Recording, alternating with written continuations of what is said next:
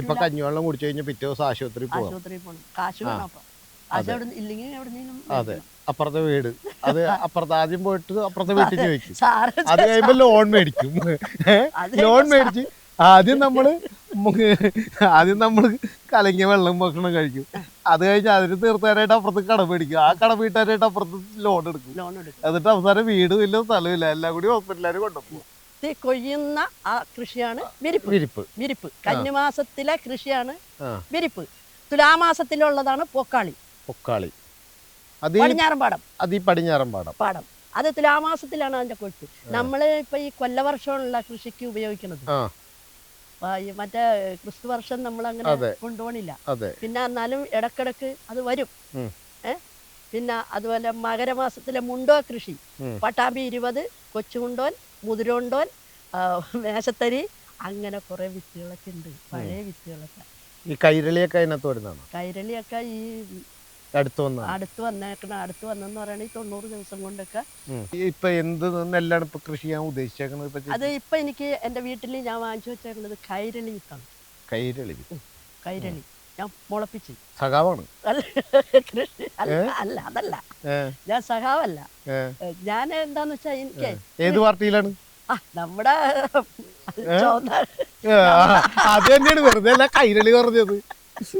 കോൺഗ്രസ് ആർന്ന് ഈ ജയിന്നൊക്കെ പറഞ്ഞാ എന്താ ഞങ്ങള് 72-ല് പറവൂരിന്ന് ശിവൻപിള്ള ഇവിടെ വന്ന് ഒരു കാർഷിക കൂട്ടായ്മ ഉണ്ടാക്കി. അതില് ഞങ്ങള് മെമ്പറായി. അന്ന് തുടങ്ങി ഈ കൊടി തൊള്ളിയേറ്റാണ്. എന്നിട്ട് ഇപ്പൊ വന്നപ്പോ ഇച്ചിരി സ്ഥലം ഉണ്ടായത് വെള്ളം വെമ്പനാട്ടുകായലാക്കി. അതെ, അങ്ങനെ ഞങ്ങള് ഇതില് സാധാ പറയുകയാണെങ്കിൽ 8 കാലി വലയിൽ ഈച്ച പിണഞ്ഞായിലായിപ്പോയി ഞാൻ ഇപ്പൊ. എന്നിട്ട് ഇപ്പൊ എങ്ങനെയുണ്ട് ഭരണം? ഭരണത്തിന്റെ കാര്യം പറയാനില്ലല്ലോ. അല്ല, അത് നമ്മള് അതല്ല, സാറിപ്പ എന്നിലും കൂടുതൽ അറിവുള്ള, അതുകൊണ്ടാണല്ലോ ഞാൻ ചോദിച്ചത്. അപ്പൊ അതനുസരിച്ച് നമ്മള് ഒക്കെ ചുവന്നുകൂടി പാറിച്ചിട്ടുള്ളതാണല്ലോ. അതെ. അപ്പൊ എങ്ങനെയുണ്ട്? അത് വേറെ ഒരു കാര്യമുണ്ട്. ആ ചുവന്ന കൂടി നമ്മ പാറിക്കാണെങ്കിലും ചുളിവുണ്ടാവൂല. ഇപ്പോഴോ? ഇപ്പൊ ചുളിയും. ഇപ്പൊ ചേച്ചിയൊക്കെ സിപിഎമ്മിന്റെ കൊടി പിടിച്ചാണല്ലോ, പഴയ ഉള്ള ഒരാളാണ്. എന്നിട്ട് എങ്ങനെയുണ്ട് സർക്കാരിന്റെ കീഴിലുള്ള ഭരണത്തിൽ സർക്കാർ ഓഫീസുകൾ എങ്ങനെയുണ്ട്? സാറിനും എനിക്കറിയാം വഴിയാണ് ഇത്. ഇത് തന്നെ വിചാരിച്ചാൽ മതിയല്ലോ.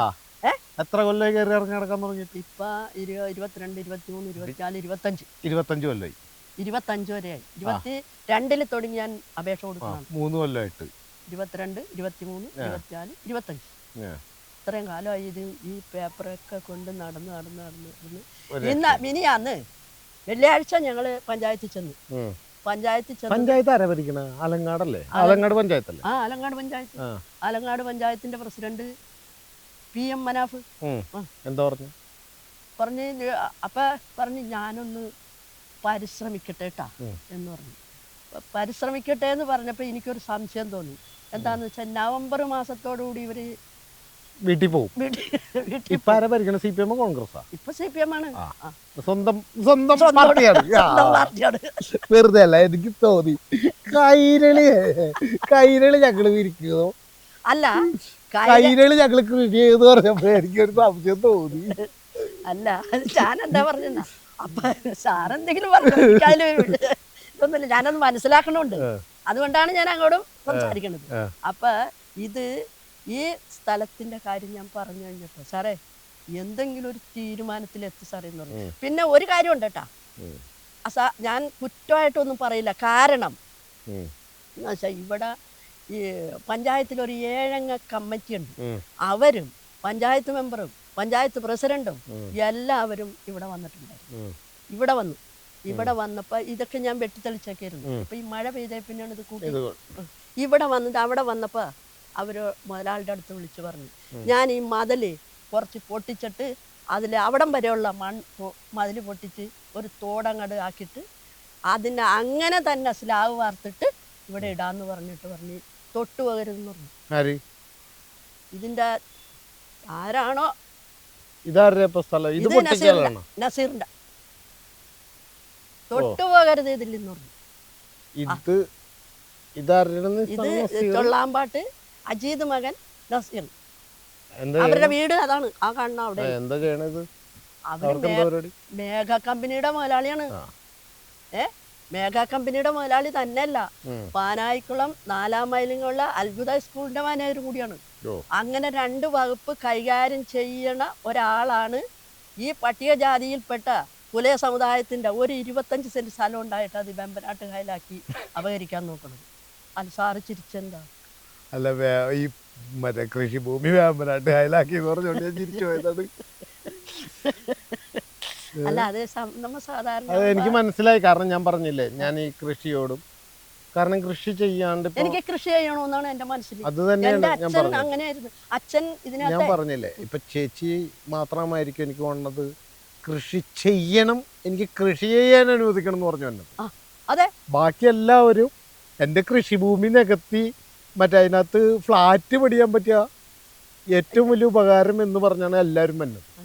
ശരിക്കും കൃഷി ചെയ്യുമ്പോഴുള്ള ഗുണങ്ങൾ എന്തൊക്കെയാണെന്ന് ആ പ്രേക്ഷകരോടൊന്ന് പറഞ്ഞു കൊടുക്കും. ഇത്രയും വർഷമായില്ലേ ചേച്ചി കൃഷി ചെയ്യാൻ തുടങ്ങി? എത്ര കൊല്ലമായി?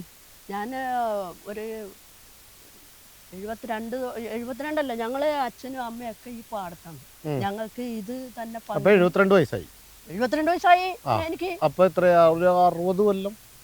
60 കൊല്ലം ആയില്ല. എന്താന്ന് വെച്ചാൽ നമുക്ക് കൃഷിപ്പാടത്തേക്ക് ഇറങ്ങുമ്പോ നമ്മുടേതായ ഒരു പ്രായപരിധി ഉണ്ടല്ലോ. അതനുസരിച്ചല്ലേ നമുക്ക് പാടശേഖരമായിട്ട് ബന്ധം വരുള്ളൂ. ആ പ്രായം തുടങ്ങി ഞങ്ങൾ ഈ പാടശേഖരം കൊണ്ട് ജീവിക്കണാണ്.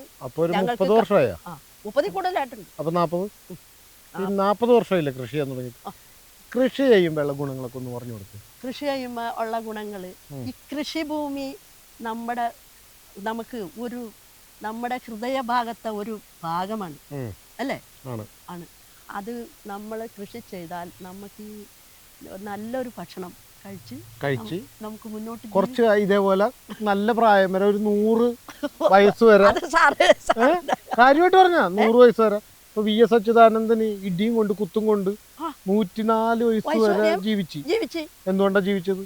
ആ കാലഘട്ടം തന്നെയല്ല, ആ കാലഘട്ടങ്ങളിലെ ഭക്ഷ്യധാന്യങ്ങളില് മായം കലർത്തില്ല, ഫ്രഷ് ഭക്ഷണം. അതിന്റെ ചോറ് തിന്നില്ലെങ്കിലും അതിന്റെ കഞ്ഞിവെള്ളം കുടിച്ചാലും നമുക്ക് കെൽപ്പാണ് സാറേ. ആണ്. ഇപ്പോഴോ? ഇപ്പൊ കഞ്ഞിവെള്ളം കുടിച്ചു കഴിഞ്ഞാൽ പിറ്റേ ദിവസം ആശുപത്രി പോകണം. കാശ് വേണം. അതെ, അപ്പുറത്തെ വീട്, അത് അപ്പുറത്ത് ആദ്യം പോയിട്ട് അപ്പുറത്തെ വീട്ടിൽ ചോദിക്കും. അത് കഴിയുമ്പോ ലോൺ മേടിക്കും. ലോൺ മേടിച്ച് ആദ്യം നമ്മള്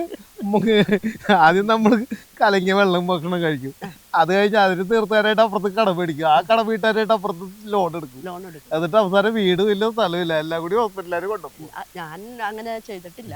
പിന്നെ അപ്പൊ ഇതാണ് ഞാൻ പറഞ്ഞ. പിന്നെന്താ പ്രശ്നം? പിന്നെന്താ ഗുണമുള്ളതെന്ന് പറഞ്ഞു? പിന്നെ നമുക്ക് ഇതൊരു നമ്മുടെ ജീവിതത്തില് നമ്മള് ഒരു കൃഷി ചെയ്യുമ്പോൾ നമ്മുടെ ശരീരം നമ്മൾക്കൊരു ഉന്മേഷമാണത്. നമ്മുടെ കൃഷി പാടശേഖരത്തിൽ ഇറങ്ങി പണിയെടുക്കുമ്പോൾ നമുക്ക് നമ്മുടെ മനസ്സും തെളിഞ്ഞ്, നമ്മുടെ ശരീരവും തെളിഞ്ഞ്, നമ്മുടെ കുടുംബപരമായ കാര്യങ്ങളിൽ കൂടി നമുക്ക് മുന്നോട്ട് പോകാം കൃഷി ഉണ്ടെങ്കിൽ. അല്ല, ഇതിപ്പോ ഈ 25 സെന്റില് കൃഷി ചെയ്ത് കഴിഞ്ഞാൽ ഞാൻ ഒരു കൊല്ലത്തേക്കുള്ള ഭക്ഷണം കിട്ടും. ഇതിപ്പോ 2 തവണ കൃഷി ചെയ്യില്ലേ? 2 തവണ വിരിപ്പ് ഇതില്. അതായത് ശരിക്കും പറഞ്ഞു കഴിഞ്ഞാൽ ഓണം കഴിയുമ്പോ കൃഷി ചെയ്യില്ലേ? കൃഷി ചെയ്യും. ഓണം കഴിയുമ്പോ കർക്കിടക മാസത്തിൽ ഞാറിട്ട് 28 കഴിയുമ്പോ ചിങ്ങമാസത്തിൽ പാടശേഖരം ഉഴുത് നട്ട് 28 കഴിയുമ്പോ നമുക്ക് പറിച്ചു വെക്കും. അതായത് ഓണം കഴിയുമ്പോ അത് ചിങ്ങം, കന്നി, തുലാം, വൃശ്യം, ധനു 20-ാം തീയതിക്ക് നമുക്ക് കൊയ്യാം. അതായത് അല്ല, ജനുവരിയിൽ കൊയ്യും. പിന്നെ നമുക്ക് വേനലാണ് വരുന്നത്. മകരം, കുംഭമാസം. 2 തവണ കൃഷിയില്ലേ? 2 കൃഷിയില്ലേ? 2 കൃഷിയുണ്ട്. 2 കൃഷിയല്ല, 3 കൃഷിയുണ്ട്. പാടശേഖരം 3 കൃഷിയുണ്ട്. വിരിപ്പ്, മുണ്ടോൻ, പുഞ്ച. ഇതേതിലൊരു ഇത് 3 കൃഷി ചെയ്ത പാടങ്ങളാണ്. പിന്നെ ഇവിടെയൊക്കെ ഈ റോഡും പാലവും ഒക്കെ വന്നപ്പോൾ ഈ വെള്ളത്തിൻ്റെ തകരാറിൽ ഇത് ഒരു പൂപ്പ് തന്നെ ഇവരെല്ലാവരും കൃഷി ചെയ്യുകയാണെങ്കിൽ ഇത് നല്ലൊരു സുഖമായ കാര്യമാണ്. ഈ പഞ്ചായത്തിലേക്ക് പിന്നെ വേറൊരു കാര്യമുണ്ടല്ലോ, ആ. ഇപ്പം നമ്മൾ കൃഷി ചെയ്യുന്ന ഭൂമി, ഈ കൃഷി ചെയ്യുന്ന ഭൂമിയിലെ ധാന്യം ആരെടുത്തോണ്ട് പോകും? ഈ ഭൂമിയിൽ കൃഷി ചെയ്താലും ഞാൻ എൻ്റെ വീട്ടിലോട്ട് കൊണ്ടുപോകും.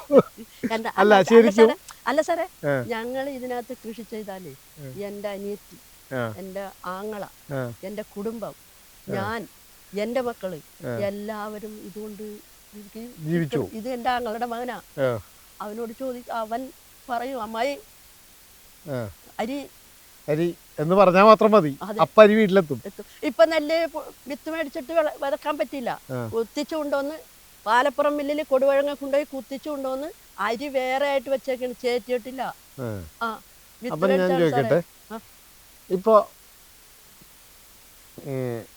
നമ്മുടെ സിവിൽ സപ്ലൈസ് ഈ പാലക്കാടും ഈ ആലപ്പുഴ അവിടെ ഇവിടെ ഒക്കെ ആയിട്ട് കോട്ടയത്തിൻ്റെ സൈഡിലും ചങ്ങനാശ്ശേരിലൊക്കെ ആയിട്ട് റോഡിൽ ഇങ്ങനെ കൃഷി ചെയ്തിട്ട് നെല്ലിങ്ങനെ കൂട്ടി ഇങ്ങനെ ഇട്ടിട്ടുണ്ടല്ലോ, എന്നിട്ട് പറയണ സിവിൽ സപ്ലൈസ് മാത്രമേ എടുത്തോണ്ട് പോകാൻ പറ്റുള്ളൂ എന്നുള്ള പറയുന്നത്.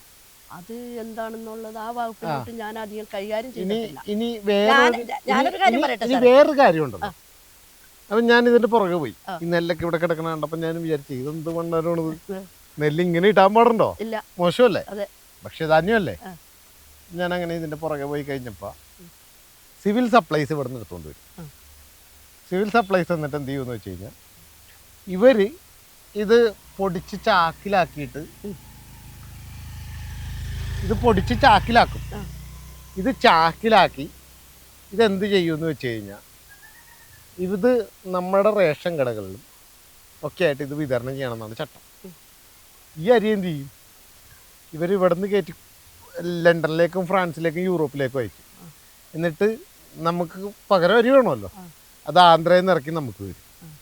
നമ്മൾ കൃഷി ചെയ്യണം, കൃഷി അരിയൊക്കെ യൂറോപ്പിലും ഫ്രാൻസിലും ലണ്ടനിലൊക്കെ പോയി ഇങ്ങനെ നടക്കും. എന്നിട്ട് നമുക്ക് ആന്ധ്രയിൽ നിന്ന് ഡ്യൂപ്ലിക്കേറ്റ് അരി കൊണ്ടുവന്നിട്ട് നമുക്ക് സപ്ലൈ ചെയ്യും.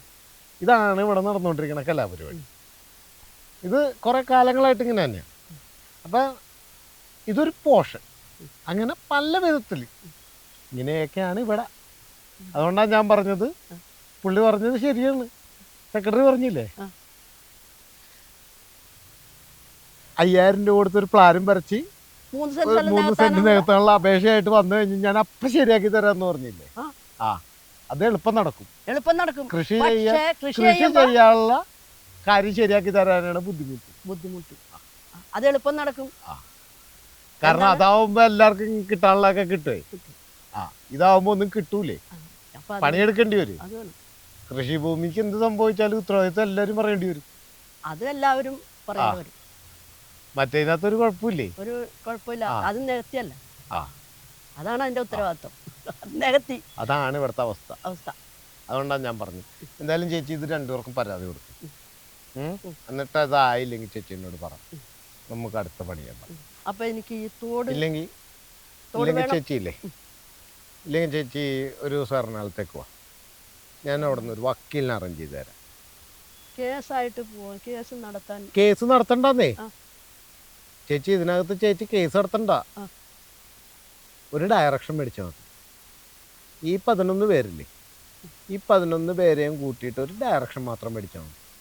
എനിക്ക് കൃഷി ചെയ്യാൻ അനുവദിക്കണമെന്നുണ്ട്. എന്നിട്ട് കുറച്ച് കഴിയുമ്പോൾ കൃഷി ചെയ്യാനൊക്കെ സ്ഥലം മേടിച്ചിട്ട് കൃഷി ചെയ്യാതിരിക്കരുത്.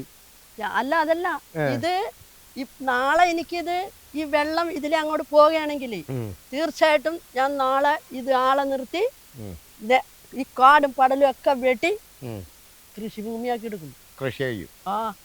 അപ്പൊ ഇനിയിപ്പോ ഇതിപ്പോ ഞാൻ വിത്ത് മേടിച്ച് വെച്ചിട്ടുണ്ട്.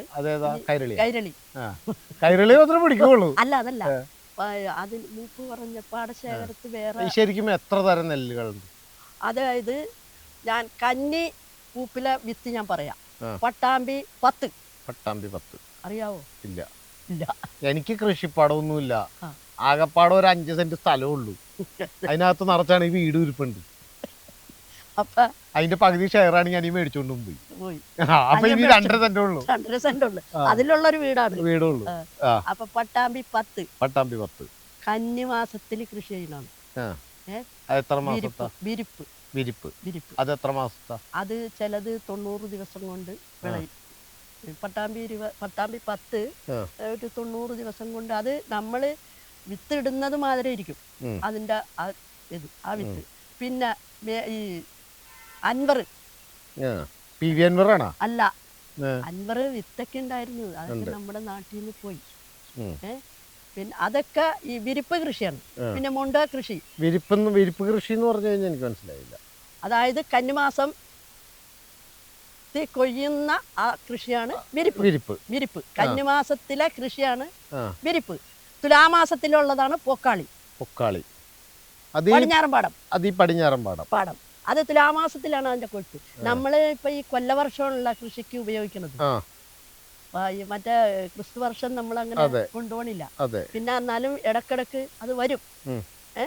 പിന്നെ അതുപോലെ മകരമാസത്തിലെ മുണ്ടോ കൃഷി, പട്ടാമ്പി 20, കൊച്ചുമുണ്ടോൻ, മുതിരോണ്ടോൻ, മേശത്തരി, അങ്ങനെ കുറെ വിത്തുകളൊക്കെ ഉണ്ട്, പഴയ വിത്തുകളൊക്കെ. ഈ കൈരളിയൊക്കെ അതിനകത്ത് വരുന്നതാണോ? കൈരളിയൊക്കെ ഈ അടുത്ത് വന്നെന്ന് പറയണ ഈ 90 ദിവസം കൊണ്ടൊക്കെ അങ്ങോട്ട് ഇറങ്ങിയല്ലോ. അതിനകത്ത് എന്തോ ഒരു സാധനം ഇറങ്ങിയായിരുന്നു. 90 ദിവസം കൊണ്ടൊക്കെ കൊയ്ത് പോകുന്നതാണ് അതൊക്കെ. അങ്ങനെയൊക്കെ ചില 3 തവണ കൃഷി ചെയ്യാൻ പറ്റും. വിരിപ്പ്, മുണ്ടോൻ, പുഞ്ച എന്ന് പറയുമ്പോ ഇടവ് മാസത്തില് വെള്ളത്തില് കൊയ്ത്, അതാണ് ആര്യൻ. പഴയ വിത്താണ് ആര്യൻ. മുണ്ട കൃഷിയിൽ ഈ വെള്ളത്തിന്റെ മേളിൽ എന്തോരം വെള്ളം കയറിയാലും വെള്ളത്തിന്റെ മേളിൽ വന്ന് അത് നമ്മുടെ പൊക്കാളിയാണ്. അങ്ങനെയാണ് പറയണത്. ഞാൻ പൊക്കാളി 6 മാസം പൊക്കാളിയും 6 മാസം മീൻ കൃഷി അല്ലേ? അവരങ്ങനെ ജീവിക്കണവര്, നമ്മൾ ഇങ്ങനെ ജീവിക്കണവര്. നമുക്കിപ്പോ എന്താ അല്ലെ, ഇപ്പൊ അവിടെ നെൽകൃഷി, പൊക്കാളി കൃഷി, പടിഞ്ഞാറൻ ഭാഗത്തോട്ട് നെൽകൃഷി സമ്മതിക്കണമെന്നില്ല. 12 മാസം ഇപ്പൊ മീൻ കൃഷിയാണ്, ചെമ്മീൻ കൃഷി. അതിനകത്ത് ഒരാള് കേസ് കൊടുത്തിട്ട് അതിനകത്ത് അത് 6 മാസം കൃഷി ചെയ്യാൻ അനുവദിക്കണില്ലെന്നും പറഞ്ഞു പോയിട്ട് കേരള പോലീസിലെ ചില ഏമാമാരും കൂടിയിട്ടാണ് അയാളെ പിടിച്ച് കള്ളക്കേസിൽ പിടിച്ച് അകത്തോണ്ടിടുന്നത്.